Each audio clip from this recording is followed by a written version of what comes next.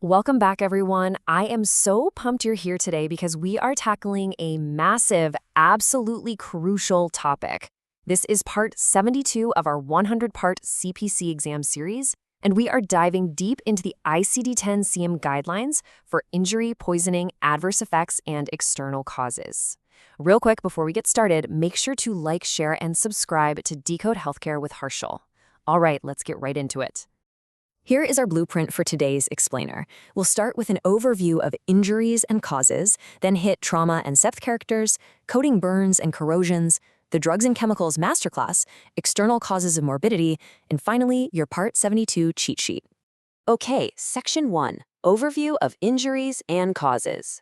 Moving right along to Section 2, Trauma and Seventh Characters. Listen, when you're navigating the trauma and injury guidelines from Chapters 19 and 20, specifically categories S00 to T88, the absolute biggest hurdle for most coders is mastering these mandatory seventh character extensions.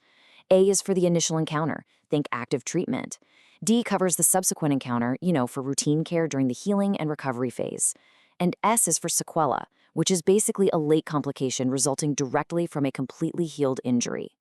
And hey, if your base code is only 4 characters long, you must use that X placeholder in the 5th and 6th spots, just to push that extension into the required 7th position.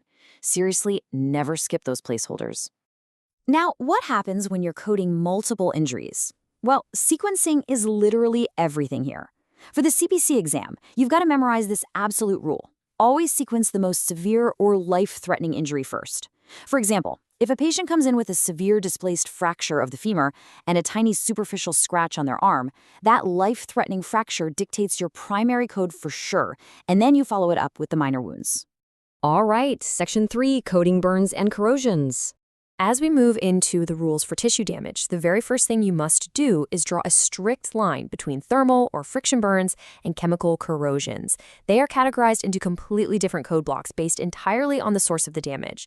A burn from, say, a hot stove, that goes right into the T20 through T25 bucket. But tissue damage from a spilled household chemical, that goes into the corrosions bucket under T26 through T28. So the crucial point for your exam sequencing is what we call the severity hierarchy. If your patient has multiple burns all over different anatomical sites, the highest degree burn dictates your primary code, no matter where it's actually located on the body. A 3rd degree burn on the hand is always going to be sequenced before a 1st degree burn on the chest.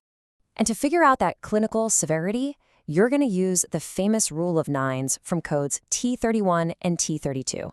It's this mathematical rule that divides the body into 9% sections to calculate the total percentage of the body surface that's burned, specifically focusing on the extent of 3rd-degree burns. This calculation is what directly drives your clinical severity and code selection. Next up, Section 4, R Drugs and Chemicals Masterclass. You absolutely need to memorize this table for categories T36 through T65. Let's break it down by intent, okay? Imagine a patient takes the wrong drug or dosage. That is a poisoning. Sequence the poisoning code first, manifestation second. But what if they took the exact right drug, exactly as prescribed, but still had a massive allergic reaction?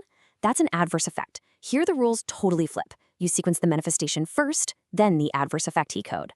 For underdosing, where a patient just takes less medication than prescribed, sequence the medical condition first, followed by the underdosing code, and top it off with a non-compliancy code, like financial hardship. Finally, toxic effects cover non-medicinal harm, like ingesting lead or carbon monoxide. Which brings us to Section 5, External Causes of Morbidity. These external cause codes range from V00 to Y99, and listen, if you remember only one single thing from this entire section, make it this absolute rule. These codes only supplement the primary diagnosis. They can never, ever be sequenced first. No way. They exist just to add context to the primary injury code, not to replace it. You'll build these supplementary codes by identifying 5 specific components right from the documentation. Was it a transport accident? What was the intent? Accidental, self-harm, and assault? Where did it actually happen? What was the patient doing at the time? And what was their status? These details clearly report exactly how and where the injury occurred, which is super important for workers' comp and public health reporting. All right, let's wrap this up with Section 6, your Part 72 cheat sheet. Go ahead and grab a screenshot of this page right now. Seriously, do it. It condenses today's entire explainer into the absolute most critical sequencing rules you need to pass your exam. Remember those X placeholders, sequence severe trauma and highest degree burns first, put the manifestation first for adverse effects, and never sequence an external cause code as your primary diagnosis.